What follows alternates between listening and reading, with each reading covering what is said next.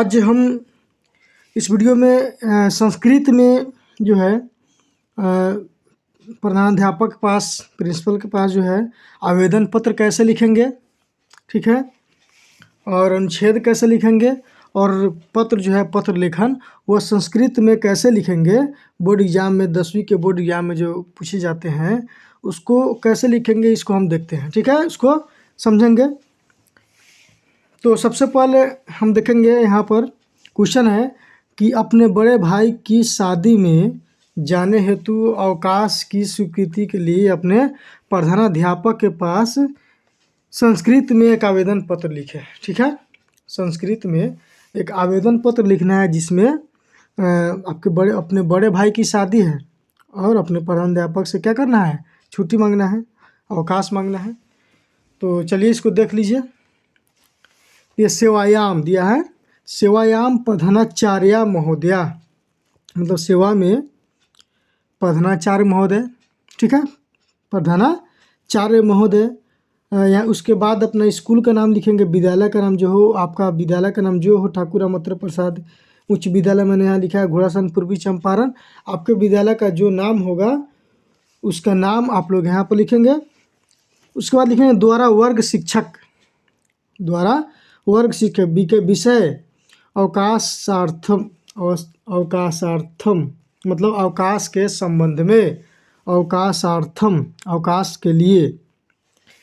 आगे है महाशय, महाशय सविनयं निवेदनम अस्ति यत् मम अग्रजस्य विवाह अप्रैल मासस्य 22 तिथौ भविष्यति। इसका मतलब हुआ कि सविनय निवेदन यह है कि मेरे अग्रज, मेरे बड़े भाई की शादी अप्रैल महीने के 22 मतलब 22 तिथि 22 तारीख को है, ठीक है। इसमें आवेदन में है कि इसमें महाशय सविनय निवेदन यह है कि मेरे बड़े भाई की शादी अप्रैल माह के 22 तिथि को 22 तारीख को है। अस्मिन् अवसरे अहम स्वगृहं गन्तुम इच्छामि। तो इस अवसर पर मैं अपना घर जाना चाहता हूँ, घर जाने के लिए जो है इच्छुक हूँ। मतलब मान लीजिए कि आप बाहर आके कहीं पढ़ रहे हैं तो भाई की शादी है तो आपको जाना है। तो अस्मिन् अवसरे अहम स्वगृहं गन्तुम इच्छामि, इस अवसर पर मैं अपना घर जाना चाहता हूँ। अतः विद्यालयम आगन्तुम असमर्थ अस्मि, अतः मैं विद्यालय आने में असमर्थ हूँ। अतः मह्यं 7 दिनस्य अवकाशं प्रदाय भवन्तः माम अनुग्रहन्तु। अतः मैं 7 दिनों का अवकाश जो है अवकाश देने के अवकाश के लिए जो मैं आप लोगों से आपसे जो है क्या कर रहा हूँ, अनुग्रह कर रहा हूँ, प्रार्थना कर रहा हूँ कि आप मुझे 7 दिनों का अवकाश देने की कृपा प्रदान करें, ठीक है। इस तरह से लिख देना है। उसके बाद आपका लिखे भवदीय शिष्य, भवदीय शिष्य, उसमें आपका अपना नाम लिख लेना है। उसके बाद कक्षा जो है, जो कक्षा आप जिस कक्षा में पढ़ते हैं उस कक्षा का नाम लिख देना है। उसके बाद अनुक्रमांक लिखना है, रोल नंबर जो होगा आपका वो लिख देना है और यहाँ पर तिथि लिख देना है, ठीक है। तो इस तरह से अपने विद्यालय के प्रधानाध्यापक के पास, प्रधानाचार्य के पास एक आवेदन पत्र संस्कृत में लिखेंगे, ठीक है। चलिए उसके बाद नेक्स्ट देखते हैं। यहाँ नेक्स्ट क्वेश्चन है हमारा कि अपने उत्तम परीक्षा फल का विवरण देते हुए पिता को संस्कृत में पत्र लिखे, ठीक है। पिताजी के पास एक संस्कृत में पत्र लिखना है जिसमें अपने परीक्षा फल के बारे में बताना है, ठीक है, परीक्षा फल का जिक्र करना है। तो इसको इस प्रकार लिखेंगे। यहाँ परीक्षा भवनाथ, मान ली कि परीक्षा भवन में है तो परीक्षा भवनाथ हम लिखेंगे। यहाँ पे डेट लिख देंगे, जो भी डेट हो डेट यहाँ पर चढ़ा देंगे। उसके बाद लिखेंगे पूज्य पितृ महोदया, पूज्य पिताजी, ठीक है, पूज्य पितृ महोदया सादर प्रणामम, पूज्य पिताजी सादर प्रणाम। अत्र अहम कुशलम अस्मि, मैं यहाँ कुशल हूँ, मैं यहाँ कुशल पूर्वक हूँ। अध मम अर्धवार्षिक परीक्षायाः परिणामः घोषितः। आज जो है, आज मेरा अर्धवार्षिक परीक्षा का परिणाम घोषित हुआ है। अहम उत्मय अंगे, इसको बोलेंगे अंके, उत्मय अंके सफलम भूत्वा प्रसन्न अस्मि। मैं जो है इसमें उत्तम अंक से, बहुत ही अच्छे अंक से सफल हुआ हूँ, मैं बहुत ही प्रसन्न हूँ। ठीक है, कहता है कि हम उत्मय अंके सफलम भूत्वा प्रसन्न अस्मि, मैं बहुत प्रसन्न हूँ क्योंकि मुझे बहुत ही अच्छा अंक मिला है, मैं अच्छे अंक से सफल हुआ हूँ। मया परीक्षा, मेरे परीक्षा में 95% यहाँ पर लिख देंगे हम। ठीक है, अंका प्राप्तनोति, मुझे परीक्षा में 95% 95% अंक प्राप्त हुआ है। अशासे बोर्ड परीक्षायाम अपि उत्तमय अंके प्राप्त्वा उत्तीर्ण भविष्यामि। आशा करता हूँ कि बोर्ड के परीक्षा में भी मैं उत्तम अंक से अनुत्तीर्ण करूँगा। ठीक है, मैं ऐसा करता हूँ। मातु चरण प्रणाम अनुजाय च स्नेह स्नेह सासी निवेदयतु। माता को जो है, मेरे माता को चरणों में प्रणाम और छोटे बड़े को स्नेह, छोटे को क्या स्नेह देता हूँ। उसके बाद लिखेंगे भवदीय पुत्र, आपका भवदीय पुत्र अपना, उसके बाद अपना नाम लिख देना है। ठीक है, और यहाँ डेट तो यहाँ पर लिखना है, परीक्षा भवन में लिख जाए तो परीक्षा भवनात लिखना है और नीचे अपना नाम लिख देना है। ठीक है, चलिए अब अगला देखते हैं। अगला क्वेश्चन है कि अपने मित्रों के साथ मनाए गए एक वनभोज का वर्णन करते हुए अपने बड़े भाई को एक पत्र लिखना है। ठीक है, अपने बड़े भाई के पास जो है पत्र कैसे लिखेंगे संस्कृत में, इसको समझ लेते हैं। सबसे पहले मान लीजिए कि जगह का नाम लिख दीजिएगा, जहाँ से आप लिखिएगा उस जगह का नाम लिख दीजिएगा, डेट यहाँ पे लिख दीजिएगा। उसके बाद लिखेंगे आदरणीय भ्राता, आदरणीय भ्राता, आदरणीय भैया जी, सब प्रेम नमस्कार, प्रेम पूर्वक नमस्कार। अत्र अहम कुशलम अस्मि, यहाँ मैं कुशल हूँ। ठीक है, यहाँ मैं कुशल हूँ। गत सप्ताहे अहम मित्रैः सह वनभोजाय राजगीरम गतः आसीत्, करा है। गत सप्ताह, पिछले सप्ताह जो है मैं अपने मित्रों के साथ वनभोज के लिए राजगीर गया था। ठीक है, कहाँ गया था, इसमें वनभोज का वर्णन किया गया करना है, तो यहाँ उसके बाद अपने मन से भी आप लिख सकते हैं, जहाँ भी आपको इच्छा करे वहाँ लिख सकते हैं, लेकिन जो यहाँ पर जो हेडिंग है उस हेडिंग को इस तरह लिखेंगे। उसके बाद यहाँ से आप अपने मन से भी लिख सकते हैं। ठीक है, गत सप्ताह हम मित्रेश्च भोजनाय वनभोजाय राजगीरम गता आसीत्, पिछले सप्ताह मैं अपने दोस्तों के साथ राजगीर वनभोज के लिए राजगीर गया था। अस्य स्थानस्य सौंदर्यम अद्भुत अस्ति, इस स्थान का सौंदर्य जो है अद्भुत है, बहुत ही सुंदर है। सर्वप्रथम अस्माभिः भोजनम पचायुतम, सर्वप्रथम अस्माभिः भोजनम पचायुतम सर्वा व्यवस्था कृता, सबसे पहले हम लोगों ने वहाँ पर भोजन बनाने का व्यवस्था, पचायुतु बनाने का, पचायुतु मतलब भोजन बनाने का व्यवस्था किया। तत्पश्चात सर्वे अस्मिन् कार्ये संलग्ना भविता, उसके बाद जो है हम लोग इस कार्य में लग गए, मतलब भोजन बनाने लगे। वहाँ पर वनभोज करने गए थे तो हम लोग भोजन का बनाने का व्यवस्था किए और उसके बाद भोजन बनाने लगे। भोजनम पचती, भोजनम पचती, भोजन पकाने के बाद, पचती मतलब पकाना, तो भोजन पकाने के बाद भोजनम कृतवन्तः, हम लोगों ने भोजन किया। उसके आगे ततः इतस्ततः भ्रमिता, उसके बाद हम लोगों ने वहाँ पर भ्रमण किया, कुछ मतलब घूमने गए हम लोग, वहाँ पर घूमे। विशाल वृक्ष सुसज्जिता यम देवभूमि एवं प्रतीयते, वहाँ पर विशाल बड़े बड़े पर्वत से सुशोभित उस जगह को देख करके ऐसा प्रतीत हो रहा था कि यह देवभूमि है। ठीक है, क्या है, देवभूमि है। संध्या काले पुनः गृहम प्राप्यगता, ठीक है, प्राप्यगता, प्रत्येक शाम के समय जो है पुनः हम लोग घर वापस आ गए अहम भवता स अपि एक बारः पुनः अत्र गंतुम इच्छामि। हम लोग पुनः एक बार फिर यहाँ पर घूमने आएंगे। आशासे अवाम शीघ्रम आगमिष्यावः, आगमिष्यावः, ठीक है। अवाम है यह उत्तम पुरुष का द्विवचन है अहम, अवाम, अहम, अवाम, वयम। अवाम जो द्विवचन है तो इसलिए यहाँ पर क्या लगा है, आगमिष्यावः, ठीक है।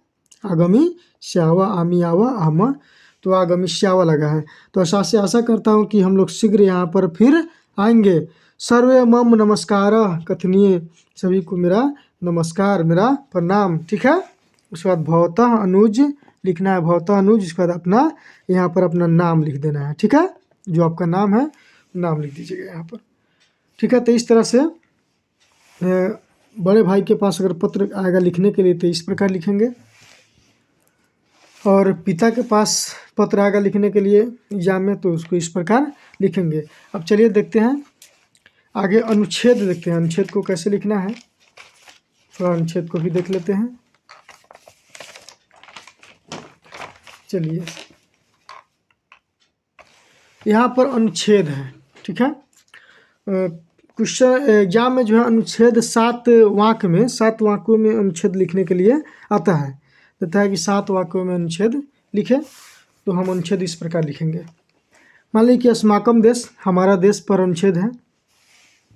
इसको आप लोग देख लेंगे, याद कर लेंगे। यह अस्माकम देशः नाम भारतवर्षम अस्ति, हमारे देश का नाम भारतवर्ष है। एषः कृषि प्रधानः ग्राम प्रधानश्च देशः अस्ति, यह कृषि प्रधान और गांव प्रधान, ग्राम प्रधान देश है। मतलब यह जो हमारा भारत देश है वह कृषि प्रधान और ग्राम प्रधान देश है। अत्रैव अनेके महापुरुषः अभूवन्, यहाँ पर अनेक महापुरुष हुए। अस्य राजधानी, इसको शॉर्ट में लिखना है हमको, 7 वाक्य में ही लिखने को आता है एग्जाम में, इसलिए इसको शॉर्ट में लिखेंगे। अस्य राजधानी दिल्ली महानगरम अस्ति, इसकी राजधानी दिल्ली महानगर में है, ठीक है। इसकी राजधानी कहाँ है, दिल्ली महानगर में। अस्य विशालः देशः अस्ति, यह एक बहुत ही विशाल देश है, बहुत ही बड़ा देश है। गंगा गोदावरी कावेरी कृष्णा आदि अनेका नद्यः अत्र प्रवहन्ति, यहाँ पर गंगा गोदावरी कावेरी कृष्णा आदि अनेक नदियाँ यहाँ पर प्रवाहित होती हैं। उत्तरश्याम दिशि हिमालय मुकुटः इव विराजते, उत्तर दिशायाम दिशि, उत्तरश्याम दिशि का मतलब उत्तर दिशा में हिमालय पर्वत जो है, उनका हिमालय पर्वत का मुकुट जो है विराजमान है, ठीक है। अस्य देशस्य सभ्यता संस्कृति च अतीव प्राचीन स्त, इस देश की सभ्यता संस्कृति बहुत ही प्राचीन है, ठीक है। तो ये 7 लाइन में हो गया। कितना लाइन होगा देखिए, एक लाइन यहाँ, कितना वाक, यहाँ 1 वाक हो गया, 2 वाक, 3 वाक, 4, 5, 6 और 7, ठीक है। लगभग 7 वाक हो गया ही। तो इसी प्रकार से 7 वाक में, 7 या 8 वाक में हम लिख देंगे। चलिए आगे है परोपकार। ये भी बहुत बार पूछता है, परोपकार के बारे में अनुच्छेद लिखने के लिए पूछता है। तो देखिए इसको, परोपकार के बारे में अनुच्छेद क्या है कि यहाँ पर परेशान होगा, ठीक है। परेशान लिखा है यहाँ पर, उदाहरण परेशान उपकारः परोपकारः भवति। परेशान मतलब होता है दूसरों का, परेशान मतलब दूसरों का, दूसरे के लिए उपकार करना ही परोपकार कहलाता है, ठीक है। दूसरे के लिए ही कोई काम करना, दूसरे की भलाई करना ही परोपकार कहलाता है। तो परेशान उपकारः परोपकारः भवति, दूसरों के लिए उपकार करना ही परोपकार कहलाता है। परोपकारं विना मानवः पशु इव भवति, परोपकार के बिना मानव पशु के समान होता है। जिस प्रकार पशु को दूसरे से कोई जो है मतलब नहीं रहता है, तो इसी प्रकार परोपकार के बिना जो है मनुष्य पशु के समान रहता है। यम प्रकृति अपि अस्मान परोपकारम शिक्षति, यह प्रकृति भी हम लोगों को परोपकार करने की शिक्षा देती है। जैसे देखिए, वृक्षा परोपकाराय एवं फलंती, वृक्ष परोपकार के लिए ही फल देते हैं, ठीक है, दूसरे के लिए ही फल देते हैं। वृक्ष के फल को हम लोग खाते हैं, तो वृक्ष जो है परोपकार के लिए ही फल देते हैं। नदियों अपि परोपकाराय वहन्ति, नदी भी परोपकार के लिए ही बहते हैं, ठीक है, वे भी दूसरे के लिए ही बहते हैं।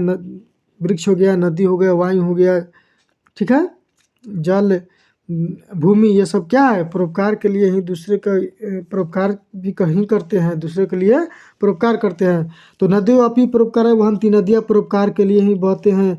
प्रकृति प्रत्येकम वस्तु परेशान कल्याणाय एवं भवति, प्रकृति में बहुत सारे वस्तु जो है वे दूसरे के उपकार के लिए ही होते हैं। अतः सर्वे मानवे सदा परोपकारा करनीया, अतः सभी मानव को सदा परोपकार करना चाहिए, ठीक है। यह भी 7 वाक्य का होगा, 1 2 3 4 5 6 7, ये भी 7 वाक्य है, ठीक है। तो इस प्रकार से हम देखेंगे। चलिए एक और अनुच्छेद देख लेते हैं गंगा नदी के बारे में, ठीक है। गंगा नदी के बारे में बहुत बार पूछ चुका है और हमेशा इसके बारे में पूछता है, ठीक है, अनुच्छेद लिखने के लिए। तो गंगा नदी पर देख लेते हैं। गंगा भारतवर्षस्य नदीषु श्रेष्ठा वर्तते, गंगा भारतवर्ष की सबसे श्रेष्ठ नदी है। यह हिमालयात प्रभवती, यह हिमालय से प्रवाहित होती है। सूर्यते पुरा काले, सुना माने कहा जाता है कि पूरा काल में, प्राचीन काल में, नृपवरेण भागीरथेन यम नदी घोर तपसा, यहाँ पर घोर है, घ है, घोर तपसा स्वर्गात प्रायित्वाम प्रायित्वयाम आनीता। कहा जाता है कि पुराने समय में, पुरातन काल में, पुराने समय में जो है यहाँ के भागीरथ जो राजा थे, उन्होंने घोर तपस्या करके इस नदी को स्वर्ग से इस धरती पर लाया था, ठीक है। गंगया पुण्योदकेषु स्नानम सर्वकल्मषापहम मन्यते, गंगा में स्नान करने से सभी कष्ट जो है दूर हो जाते हैं, ठीक है। कुलियो अनेकानि प्रमुखानि नगरानि तिष्ठन्ति, यहाँ पर अश्या कुलियो, यहाँ की इसके किनारे, इस गंगा नदी के किनारे बहुत सारे नगर जो है स्थापित हुए हैं, बहुत सारे नगर स्थित हैं, ठीक है। तो यह अनुच्छेद है, तो इस अनुच्छेद को आप लोग देख लीजिएगा और याद भी कीजिएगा। इसमें से जो है ज़रूर एक बोर्ड एग्जाम में जो है एक नया क्वेश्चन रहेगा, ठीक है। तो थैंक यू सो मच, फिर मिलेंगे नेक्स्ट वीडियो में। तब तक के लिए आप लोग बने रहिए, और अगर आप चैनल पर नए हो तो चैनल को लाइक और सब्सक्राइब ज़रूर कर देंगे, ठीक है, क्योंकि जो भी वीडियो इस चैनल पर आएंगे वे सबसे पहले आप तक पहुंच जाए, ठीक है। Thank you.